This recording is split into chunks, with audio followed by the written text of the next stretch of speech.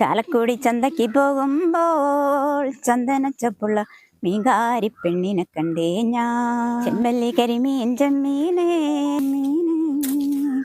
ആ ദേവിയേച്ചിയാ തൊഴിലുറപ്പിന് പോയാനു. ആ ഇന്ന് പണിക്ക് വയ്ക്കില്ല. ഞാനങ്ങ് ലീവ് ആയിക്കാലിന്. ഈ മാട്ടനോട്ട് പെണ്ണ് കാണാൻ പറ്റെന്തായി? ആ അതാ ദേവിയേച്ചി ഞാൻ ലീവാക്കിയേ. ഓളാങ്ങളെ അച്ഛനും കൂടി വൈകുന്നേരം ഇങ്ങോട്ട് വരാന്നാ നിനക്ക്. ഇത് നടക്കും മോനെ, എന്റെ മനസ്സങ്ങനെയാ പറയുന്നത്. അല്ലേ ഞാൻ എപ്പോ എന്നെ കൊടുങ്ങനെ വിചാരിക്കലുണ്ട്, എനക്കെന്തോ ഒരു പെണ്ണ് ശരിയാത്ത ഒരു പെണ്ണ് കിട്ടാത്തത് നോക്കാം. വേണ്ടാത്തൊരു ദുശീലങ്ങളൊന്നും എനക്കില്ലാലോ. എന്താക്കാനാ ദേവിയേച്ചിയെ, ഇപ്പൊ പണിക്ക് പോയി കുടുംബം നോക്കുന്ന ആൺകുട്ടികളൊന്നും ഇപ്പോഴത്തെ പെൺകുട്ടിയൊക്കെ വേണ്ട. ആ അത് ശരിയായിരുന്നു മോനെ.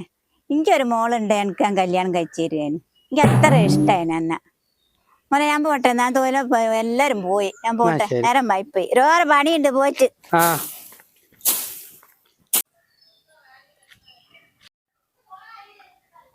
ഇതിപ്പോ ആരോടാ ചോദിക്കുക? ഇവിടെ ഒന്നും ആരെയും കാണുന്നില്ലാലോ. ഒരാള് വരുന്നുണ്ടല്ലോ, ഓരോട് ചോദിക്കാം. ചേച്ചി ആരാന്റെ ചേച്ചി? സോറി മേഡം, അച്ഛനൊരു അബദ്ധം പറ്റിയതാ, നിങ്ങളതങ്ങ് ക്ഷമിച്ചാളാ. ആകെ പോട്ടെ, എന്തായാലും അഡ്രസ് ഒന്ന് പറഞ്ഞു തരുമോ? അല്ല മോനെ, എന്റെ നാവിന് ഇത്ര നേരം ഒരു കുഴപ്പമില്ലാനല്ലോ.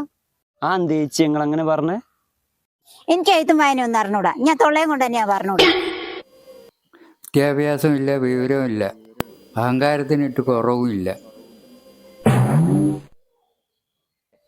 ഞങ്ങള് മാട്ടനോടുന്ന് വരെ മോക്കൊരു ചെക്കൻ അന്വേഷിച്ച് വന്നതാ. ഈ മുൾമനെ കണ്ടി രാകേഷിനെ അറിയോ? ചോദിക്കാൻ പറ്റിയ ഒരാള് മുൻമുൻ കണ്ടി രാകേഷ്. ഓനെ പറ്റി എന്നോടൊന്നും ചോദിക്കാൻ വേണ്ട, എനിക്കിട്ട് അറിഞ്ഞും കൂടാ. ഇനി ഞാനത് പറഞ്ഞിട്ട് വേണം. മോനെ, പെണ്ണുങ്ങൾ പറഞ്ഞെടുത്തോളം രാകേഷ് അത്ര നല്ലവനല്ലെന്ന് തോന്നുന്നു. നമുക്ക് പോവാം.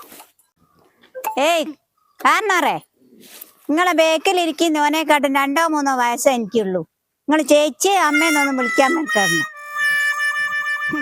പിന്നെ രാകേഷിനെ പോലത്തെ ഒരു ചെറിയോൻ്റെ അമ്മോച്ചനാകാൻ പറ്റിയൊരു ചളക്ക്.